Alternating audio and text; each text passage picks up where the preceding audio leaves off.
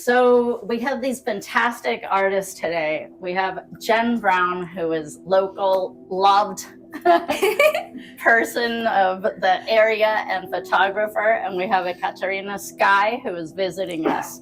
We have the honor to have the visit from Ekaterina today. So this is an interesting thing that happens. I think we're all well familiar with things like the magic of synchronicity. And how we can also feel a spiritual attraction to certain people that we come across in our lives, where it has a meaning to us that is like no other. And so what I'm getting here is that I know that you guys' meeting as a friendship and as a sisterhood has been one of those magical, synchronous moments of life. And could you please tell us a little bit about that? I love you. All right. Start, you want me to start? Well, I think like the location does the location matter? Yes. Okay, fine. Okay. So we were at Burning Man last year. I went by myself. And I was on a very flowy adventure. Yes, and I did there by myself. Yes. Yep. And First time. In 8 years. So you'd gone 8 years, but this is the first time that you were there pretty much alone. Yes. You were with a camp. Yes. But you were alone. Yes. And we were both just on our flowy paths, and I literally got led to the camp that she was at, which is Water Temple, that I was meant to have been a part of, and I had not joined them because it's logistically and fears. We get led there, and somebody else who knew her from the outside world, we're talking about how you're a muralist. Yes. And you'd done this mural in India at Oroville, where I was thinking about going. Yes. And I told her that I went there for my birthday. And she's like, when is your birthday? And I'm November 22nd. I'm not going to tell you the year. and she's like, me too. And so it was literally this moment where it was like I felt like time slowed down. Yes. It was like this mural. So I was like, when's your birthday? November 22nd. And I love my birthday too because it's 1122, which is a really good number. Yes. Yeah. So basically, then we realize that we lock into each other, and then through another series of events, we end up just by ourselves that night going into this crazy drop-in where we were crying and laughing and dancing. And then I don't know if you guys know about Burning Man last year, but it was the year of the mud and the rain. The next day she was like, you have to come with me. I really want you to meet my old camp and see my mural. We go there, and as we were sitting down for lunch, the rain starts. And we literally get stranded together inside of this shipping container for 4 days straight. Yep. And we were just bonded from that moment. And we were like, you're my star sister. That's great. Yeah. And so That's beautiful. Interestingly enough, I mean, not all star sisters or star brothers also can create art together in collaboration. Yeah. But here we are with an unbelievable collaboration of both of you guys' work. How did that come about? Tell us how this gorgeous collaboration started. And which came first? Was it photography? Was it the paint? Was it the ideas? I mean, which came first? First was definitely this deep friendship where we just had this amazing connection that was such a soul level, where we were able to feel from the beginning, I can trust you with everything. And Yep. Yeah. And actually I shared with her the deepest part of my soul that I'm going to share with you. So terrifying. To share with you after this talk, and that came from 100 Days of Silence. That's very vulnerable for me. And when she witnessed it, we were like, whoa. She got so moved. And then from that, we were at the Blacks Beach here in the area, and I had this red fabric with me, red silk. If you look right behind you there, So here she is in the cocoon waiting for transformation. When everything crumbles, when your life is being pulled into mush. And by the way, that's how our friendship started, because she told me how dragonfly becomes a dragonfly. Do you know how? It's incredible. And this is actually kind of showcases it, because dragonfly basically starts as a water nymph, right? Yes. You told me. And then it basically, does it take, you share the story. It's so good. It's so good. I'm so obsessed with dragonflies. So like the first whole part of its life, it's this underwater nymph that swims and breathes underwater. And then at a critical moment, it just has this urge inside of itself and grabs onto a reed, it pulls itself up, and it's just like there. And if you watch the videos, it's so crazy because it's just like frozen. And then it's almost like it rips off the ectoskeleton, and it's like very gruesome but very beautiful. And so there's this whole thing where it like is peeling off this outer layer, and it's so vulnerable and fragile. And it's, I think, about 8 hours while its wings unfurl, and they're just wet and sticky. And it's like, if anything came along at that point, it would be done. And then it just is waiting. And then as it dries out, the wind catches it and it flies away. And then it's a creature of the sky, and it never goes back underwater again. Oh my God, I just realized the underwater. Oh my God, and then the cocoon, and then the sky, and then the sunshine. Oh my God. And there she is with the wing. You know how like the most challenging times in our lives, at times we feel so alone and so devastated, and we feel like nothing ever is going to get better. But then there are angels that come into our lives, and we feel not alone, and that actually have been on a similar life journey. So when we were at the Black's Beach, my life was crumbling. I felt like it would never be the same again. And we actually did this photo shoot with the red fabric that I had, and she's like, let me uplift you. And there are other beautiful photos of it. And so it began there in that cocoon. So her wings could after be spread and she could fly. Beautiful. So all of it too wasn't premeditated. It all has come from play. Yes. And each one, there wasn't even necessarily a purpose of creating art. It was more of like a transformational experience of being able to create together and have that be a part of healing and exploration. And then before we knew it, it started being born, and we were like, oh, we have a collection. Oops. And that's definitely a reoccurring theme that we have every artist talk here about, how the power of, well, play, but the power of art and how it transforms our lives and how it heals us.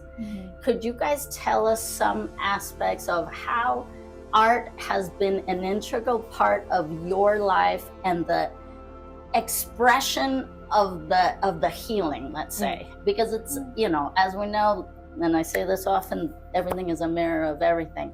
So when we have our artwork, it's a mirror of ourselves, or what we have come from, or where we are in that moment. Could you tell us something about that? So I shared with some of you about these works here. And actually, if you look, there's a lot of rays of sunlight, of sunshine. And there was this, again, during the period of transformation, one moment felt so dark. And I was like, how can I come back to the light? And so I found that with every breath, with gratitude for each inhale, I would grasp to the corner of the ray of the sunshine. And that ray would lead me to the sun itself. And so by coming back to light, and then I was observing that the reflection of the world, our inner world is a reflection of what's happening in the world around us. And there's so much suffering and there's so much separation. And personally, I was like, oh my God, if I feel this inside, so many of us feel it. And I was like, okay, what can we do? What can we do to bring people together? What unites us? Mother Earth, our planet. We all come from the same place. We actually share 99.9% the same DNA. And I was talking to one of my friends who is, he's from Iran, and I lived for 6 years in Israel, and we were talking about, the war and everything that's happening. And we're like, how do we remind people that we come from the same place? And one night I can't sleep. And a prayer comes through. I sit down and I write it down and I send it to him the same night, and I see his notifications are off and I'm like, hey, here's a prayer that just came through. In the morning I wake up, he's like, last night I woke up at 3 a.m. A prayer came through, here's my prayer for the planet. Same night. We take the two prayers, we combine them together. And then I took this prayer, I went to synagogues, mosques, Buddhist temples, spoke to my Hindu monk to make sure that it honors all the religions and transcends them by reminding us that we are stewards of our planet. And so then this prayer is transcribed into these artworks underneath the gold. And therefore, when I'm transcribing it, I have to be extremely present. So every word has its meaning and its heaviness to be manifested into this world. So by praying for the planet, by praying for the collective, by focusing on an intention that is beyond ourselves, we are actually able to heal our heart and our being. Mm-hmm. So by healing the world, we actually heal ourselves. Mm-hmm, mm-hmm, mm-hmm, mm-hmm. Very good, very good. Also, I have a question that I didn't ask before. This is the first time I didn't really read any of this in your bio or in your website. What is going on with the color palettes that you guys are choosing? What's happening here? Why these colors? Tell us. Well, I would want to tell you right now, but you'll have to find out in a little bit in the next painting, and then everything will make sense. My hair, like all of it is gonna go together. That is a great question. I just wanted to add too, because like that is like such the inspiration behind so much of your work is like this really like connection to the spiritual and bringing that and being able to help other people connect as well, and even as an impact artist. And it's interesting because I feel like I kind of come from the other way, where I feel like I'm very connected to like the earth and the sacral and the dance and all these things. And for me, like I've become obsessed with underwater particularly because it's really like going into the subconscious and you can't control it, and it's like wild and feminine and scary and beautiful. And so it's been such a neat thing, I think, to bring both of those worlds together, because so much of my work too is like really this playful transformational process for the people that I shoot. And like I'm a very like one-on-one type of person. Like all my friends here will know, like it's kind of a big deal to have like a lot of people around that I love, because it's a little I'm like overwhelmed by it, because I love like really deep, intimate connection. And so that's something that really inspires me in my work, is like how can it touch like that person personally in their soul. You're so good at it. When we've talked about how art develops or how things in life develop, they seem to be in a very organic way where maybe structure and rigidity, and also like it's not straight lines, let's say. And so it's incredible that there is so much collaboration and melding together of worlds, where this is very precise artwork, incredibly precise artwork, lines, very precise.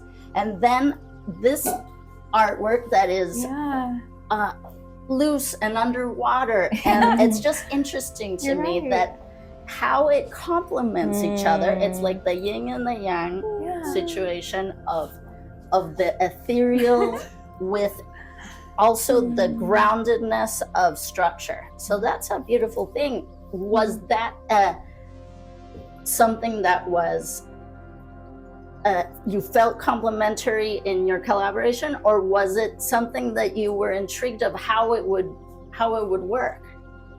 I think you just highlighted it, and I've never thought about it. Yeah, to be real, I think it's beautiful observation. Thank you for this. This is really beautiful reflection. I mean, I think that's just part of the magic of our friendship, and like the reason that we were supposed to come together as we did, and then how it all has evolved very organically. I mean, even like every single one of these, when we went to the sand dunes, we went by ourselves with a you dog, know, with a dog. with a wolf dog for protection. Burning our feet, sweating our asses off, laughing, rolling around in the sand, not knowing what we're gonna come out with, you know, Mhm. just like for an adventure. Yes. Yeah. And the same thing with That's great. every single one of these. It's been like so playful. That's wonderful. Yeah. That's Yeah. beautiful.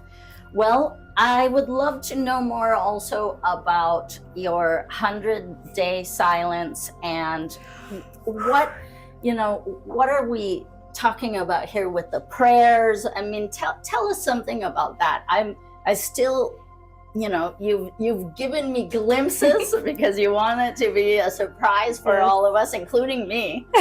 So tell us more about that. And then, you know, after that, we can go into the rest of the schedule of the meditation and, Yes. you know, all of that. Of course. So, you know, we all find our different tools that can allow us to peel layers of fear, layers of trauma, everything that doesn't serve our highest good. And so silence has been my biggest teacher, especially in the world where there's so much information. Mhm. And everyone pulls you in different direction, especially as a woman. I'm like, how am I supposed to be? Who am I? And then going through this transformation during my Saturn return, I was just like, whoa, this is a lot. How can I go inward?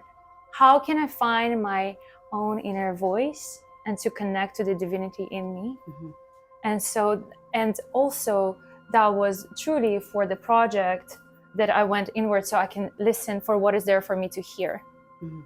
And when I did that, as I shared before, I healed so many of my traumas, including I had a very difficult relationship with my father. And after that, now we're besties. I understand it. I forgave him for everything. And I'm like, I see your perspective. And so, yeah, it was very healing. And I'm very grateful for this practice. That's great. Yeah, thank you. Yes. Yeah. Will you Yes. guide us Yes. in meditation? Yeah, sure. And before we jump into that, I share with others that on the paintings, you can tap the paintings, like, and there's like this little white dot. Also has one on the painting, but yeah, you can do it here.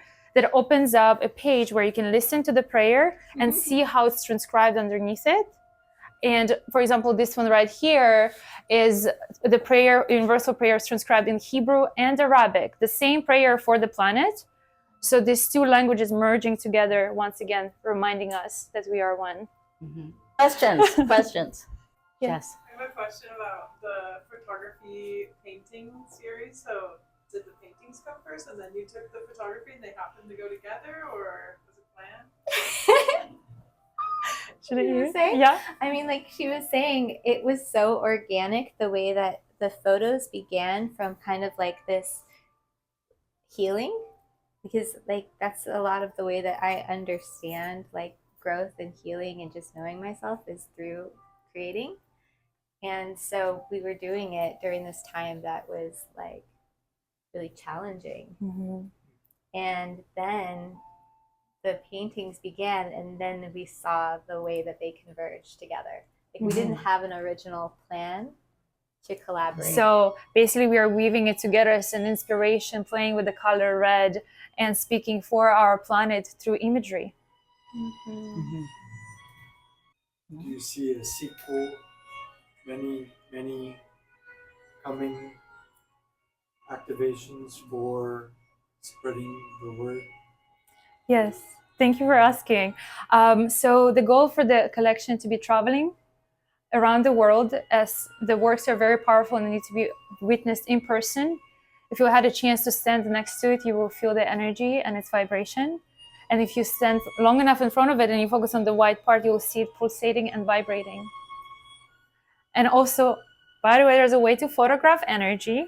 I'm just going to go on the side note because it's so interesting and fascinating, and I'm going to come back to your question. So when photographing, you know how you remember in high school you had those like plates and like minus plus, you're connecting electricity, and it's you know what I'm talking about, like the battery. So there's a way to I put basically paper and acrylic on it, and at night in the dark I photographed it to see what energy is passing through the material. So it actually has the energy that it emits when we stand next to it. So this is why it feels important for it to be experienced by other people. And if it can be also presented in an environment and locations that are sacred, it could elevate the frequency and also be charged by the frequency of the area. And there is going to be a sequel. The plan is to create a collection for every ecosystem of our planet. The next one will be Savannah. It will be in Africa. Possibility of partnering with National Geographic, and hopefully everything works out. And then to continue the series, speaking for each system. Because let's say going to Borneo rainforest and I spend there a lot of time, and then coming back, eating the food, drinking the water, breathing the air of the rainforest, coming back, being in silence, clearing the mind, eating pure food. And so there will be different ecosystems, if God bless, if however we want to call it, bless, then there will be more to come. One more question. Yes. Did you ever find yourself stuck in the collaboration? And if so, how did you unstick from where you were? Like stuck in our collaboration? With the Like- two of us? Like if there was like a moment where we like didn't know how to continue? Honestly, we didn't have that moment. Yeah, it's like it's been so easy. It's been so beautiful, and we just like two butterflies making things happen. Yeah, it's been quite beautiful and magical, actually. Yeah. Yeah. Yes. Thank you. And all of this work is available today. So, and also lots of beautiful smaller works and so forth. So please take a look at everything. Thank you. Thank you, Stephanie, Yeah, so much. guys. Thank you. guys.